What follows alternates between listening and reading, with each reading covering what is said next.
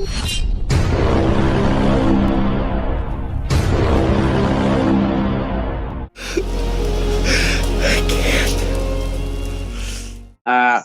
Today, Shutter Island. Shutter Island. Ooh, 2010 Shutter Island. Now I have to say this. I really just let me please say this one thing.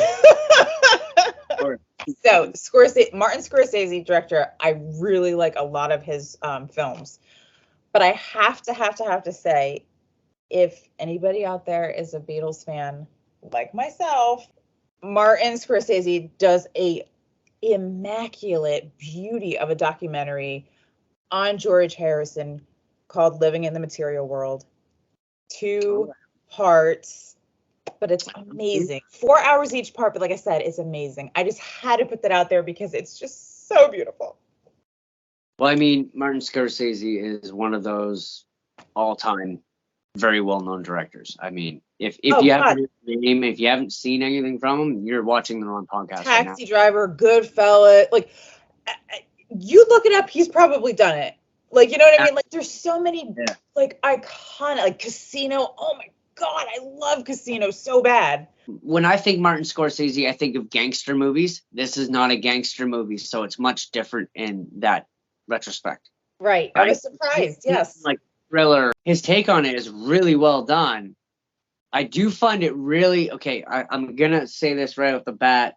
I think it's really amusing that 2 of the actors in this movie are both in Marvel movies, and what Martin said about Marvel movies really is kind of funny and contradicts him using these actors in his movies, although they were in his movie before the Marvel movies were a big deal.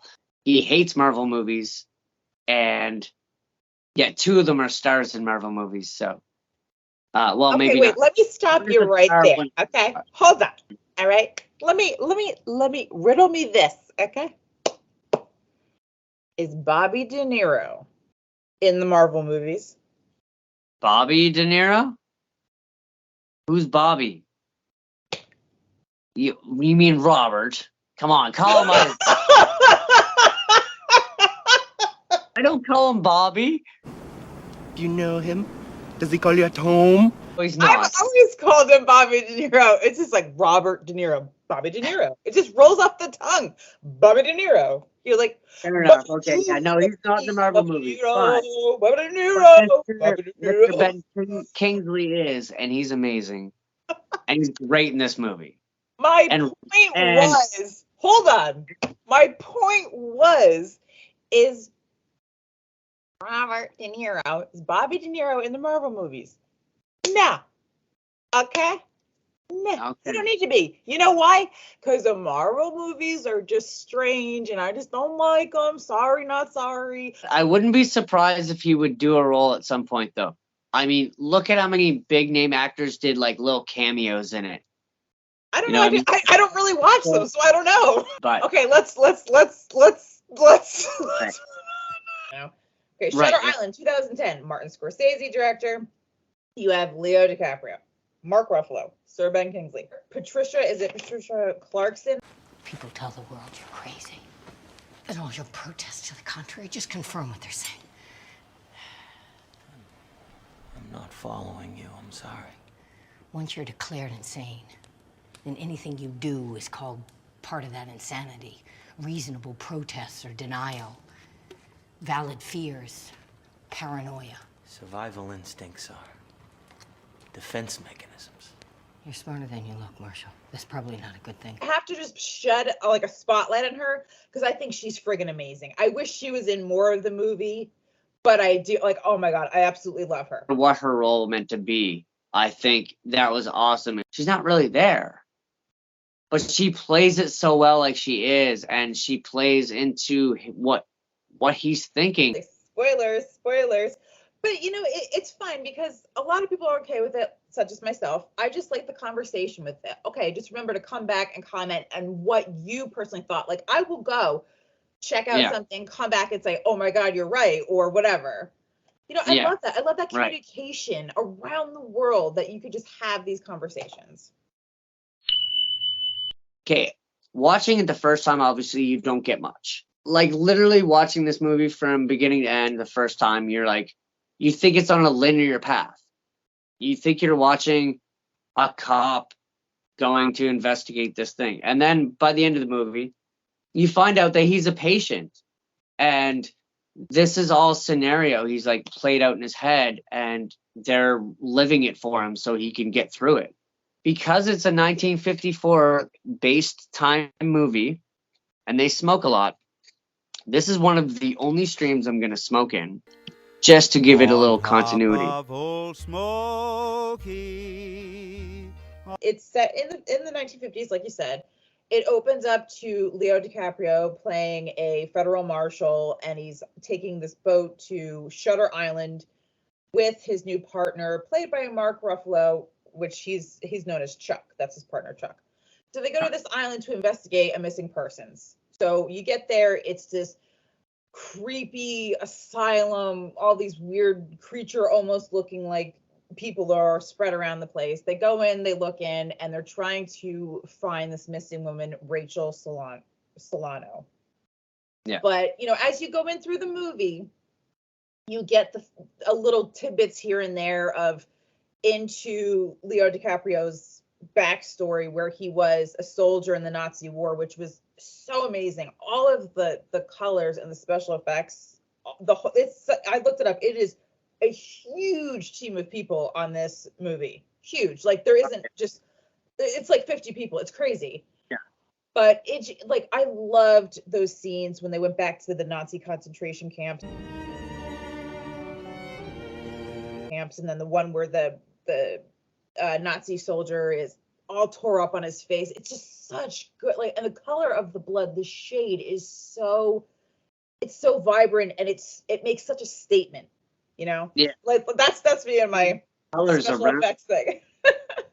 Right. Time that Leo is actually fighting off his own demons, and it's all just a make-believe kind of rabbit hole, Alice in Wonderland type of thing, just on the complete and total flip side. But that kind of gives you the prospect of where his mind was when he was at the war. It just lets him sit there. Yeah. In agony for an hour, and he says, yeah, it took him about an hour to die.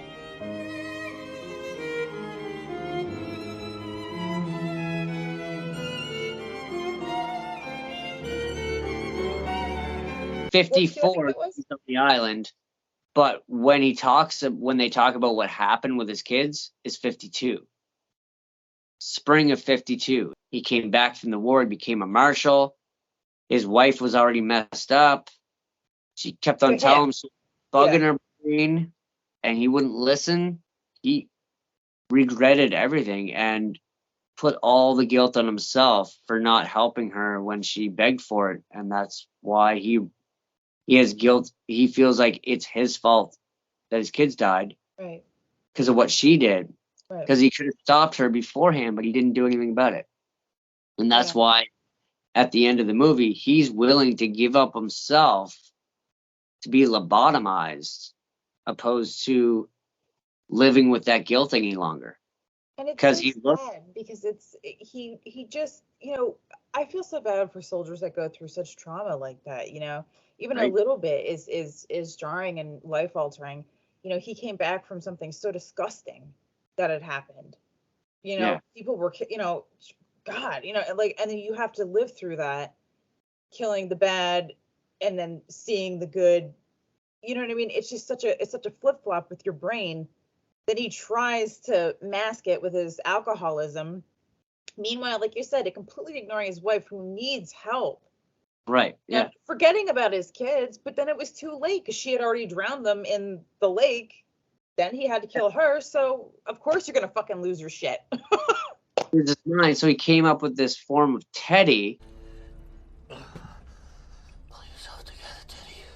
who's like him but doesn't have kids, is married to a girl that died in a fire. Well, when his wife set fire to their apartment, that's why they moved to the lake in the first place. Remember when he said, it's Saturday, they don't have school. Right. School's not in. And she says, My school is. And that's when he looks over at the lake and realizes kids are out there. When he turns and looks at Mark Ruffalo's character again and says, "Would you rather die as a monster or die as a good person?" That's when he knows, Mark Ruffalo's character knows it worked and that he's playing it right now because he's willing to give himself up because he doesn't want to live this guilt and feel this for the rest of his life anymore. That is like the ultimate sacrifice. It's like they both know, and Mark's character, being the doctor or the psychiatrist, is like, he's like, okay, if that's what you want. Like, you already know the consequences of your actions right now. And that's what you want. He's thinking in his head, I'm not going to stop you because you've been tormented for 2 years. And you don't want to be tormented for the rest of your life. Yeah. It was like a thriller. I think it's a horror because of the gore, the makeup itself. I mean, whoever did like the slash across Andrew Laetus's face was amazing. And at the Staples. Film is so good and it's scary, and like I had to watch it a few times to really sink in what the hell did I just watch? How am I going to compute this?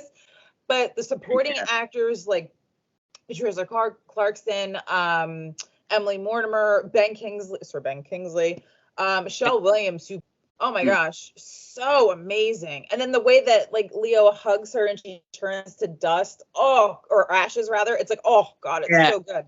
And the look on his face when it happens, just. I feel like this movie is a horror film for sure, but I think it's so sad. It's like, man, when you see when he comes home, when he figures everything out and everything comes back to him, and he comes home and he tries to save his kid. Oh god, it's just so fucking heart-wrenching. And then, of course, when he cries when he pulls them out.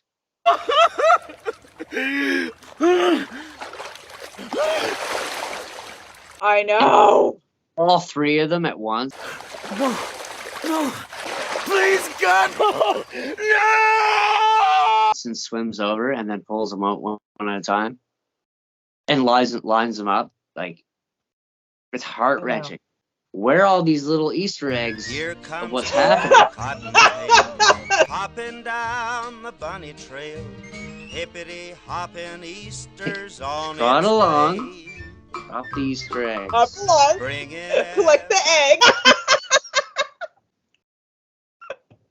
And again, I'm keeping on track with the movie Smoking here.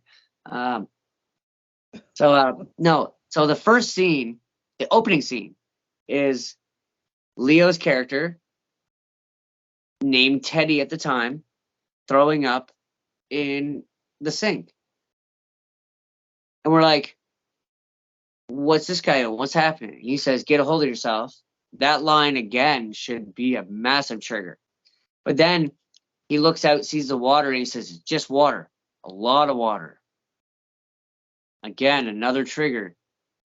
Water being the thing that killed his kids. Water being a fear of his. Then he's thrown up. He thinks it's because of seasickness, or he claims it to be. But it's really him weaning off of the drugs that he's been on while he's been in the institution so that he can play this fake role of Teddy, who's now he was like the federal marshal. His character was a marshal after the war, but it's not the life that he's portraying now. And another thing I noticed, which I actually watched in a video because I had to make sure I noticed it properly. If you notice, the jacket he's wearing does not fit him. It's too big. The Institute didn't bother buying new outfits for him to portray this role. They just gave him a jacket that they had that was too big. Okay, so Easter egg number, that's probably 2 or 3. Easter egg 4. When they get to the gates, they're asked to remove their firearms. And Mark Ruffalo can't get the gun out of the holster. And then he fumbles with just getting the holster out of his belt. And then finally hands it all to the guards. He's supposed to be a senior federal agent. This is something he should have been using every day of his life for 20, 30 years. That was another little Easter egg because they kind of made a point to notice that they was fumbling with it and the camera went right down on it. And then the camera goes up to Leonardo's face and he kind of gives him a weird look as he looks down at it. Right. Like questioning it. Because deep in Leo's character's mind, Teddy, who's actually Andrew, knows. He already knows the answer. But Teddy, his like alter ego or whatever, is masking it and saying, no, that's fine, man. Don't worry about that. That's the other personality that he created because of the trauma. Right, exactly. Right. And then you see the little things like the girl that goes shh as he walks by. Right. She's already, I mean, obviously probably insane, but I feel like that meant something, her doing that to him. And then when they're interviewing the girl that hacked up her husband with an axe. Well, I have my dark days. I suppose everybody does. She talks about a moment about the doctor that left the morning before, who's Rachel's doctor, who's actually his doctor, who is actually Chuck. When she says it, she hesitates and she looks at Chuck, aka the doctor she's talking about, and says how he's handsome. He kind of blushes a little bit and gives a little smirk and then kind of looks over to see if anyone's noticing. So there's that Easter egg. Now, while in that scene, there's another Easter egg. Okay? Hear me out. There is, behind the girl, you'll see a guard to the left behind her, ready there to stop her from anything, right? You look at Leo's character, there's a guard off to the right behind him, ready to go at him at any time. Every time you see just Mark Ruffalo's character, there's not a guard behind him. Huh. Because he's the doctor. Right. And you can do a long shot with the two of them, and you see the guard behind Leo, but there's no guard on the other side. That's another small Easter egg telltale sale that,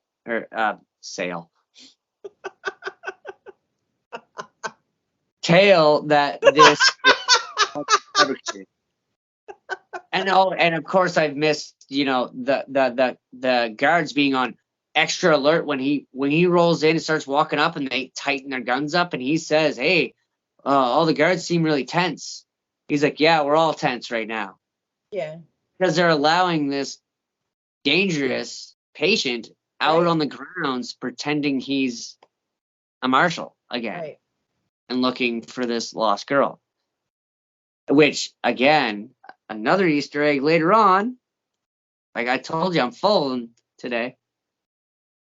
You see when they say they're talking about looking for this girl all over the place, but then every time you see the guards, they're just kind of sitting down or standing there talking to each other. Nobody's like looking for anything. And those are all little things that had he noticed right from the get-go, he would have realized this is all fake. Right. This is. Well, he doesn't see that yet. And that's what, at the end it like knocks him back to reality with the letters of his name. And focus, Andrew. What do you see? The names have the same letters. Edward Daniels has exactly the same 13 letters as Andrew Ladis. The same as Rachel Solando and Dolores Chanel. The names are anagrams for each other. How they're into Teddy and Rachel, right? Yeah. Right. So, yeah. I mean, it's so, and like I said, you have to give it to the supporting actors, especially like Ted Levine, I think it is his last name. He played Buffalo Bill, Silence of the Lambs. Yes. And yes. he's great. He's got this voice that's like so like it's kind of intimidating. Why would you allow the warden to say things like that to a patient? It's a little weird. Unless he didn't say them. That's just it. That card drive could have been made up all in his head. Well, I love that one scene where he picks up Leo DiCaprio and then he kind of leans in close. If I was to sink my teeth into your eye right now, would you be able to stop me before I blinded you? One of the scenes I can't really decide whether that's a hallucination that he was having or if it was an actual conversation. You know, in my perspective of that scene, I think when Leo gets defensive, Give it a try. he's like, "Do it, bitch." You know, I think that's him, his real self breaking through more to what's reality, because he's fighting back because something's on him now, so he's got to fight back. Okay, that triggers another breakthrough of who he really is. That's him kind of like falling to pieces at that point, in my opinion. Yeah, and you know what? I think the warden is doing it purposely. That's the spirit. To see what he will do. That could be. Right. The warden is not scared. He'll fight back. He's like prepared for it. But he wants to see how this inmate's gonna react, because maybe he can be fixed and be able to leave. Right. So I think maybe he's testing him. And that's that whole scene, is why he's saying these things he's saying to him, is to test him, to see how far he can push him, to see if he'll break. And he doesn't, though. There's no moral order at all. There's just this. Can my violence conquer yours? He does say that, you know, because, you know, what he says to him is, what if I bit out your eye right now? What would you do? You wouldn't be able to stop me. And he goes, just try it then. Mm-hmm. He's seeing what he will do. Now, if he attacked him, this whole movie would have ended differently. But since he didn't, I think he realized, okay, maybe he's only acting in defense. He's not actually a violent person. But next week, tune in next episode. We're going to outer space.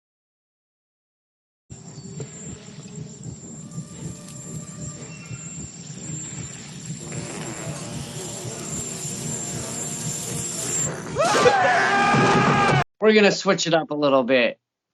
We're going to give you some xenomorphs popping out their mouths. Alien and aliens.